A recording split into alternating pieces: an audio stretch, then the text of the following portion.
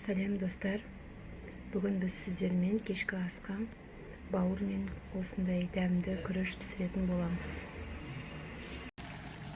Ең алдымен бауыр, морков, жуамызды және перецімізді турап қуырып аламыз осылай сұйық майға.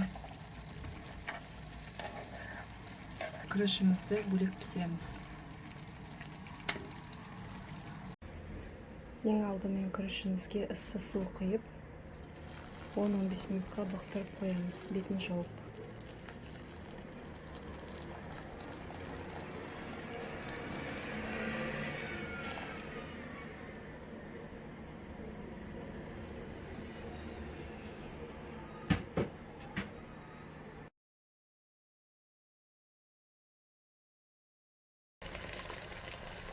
Күрішімізді майға қуырып,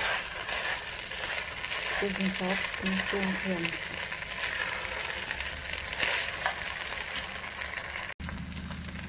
Одан кейін біраз қасық тұзын саламыз.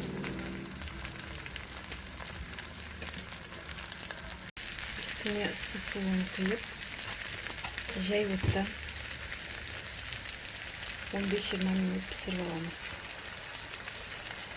Күрішіміз бен бауырымыз дайын болды. Егер каналымыз сіздерге ұнаған болса, лайк басып, комментарий қалдырып, жазылып кетіңіздер.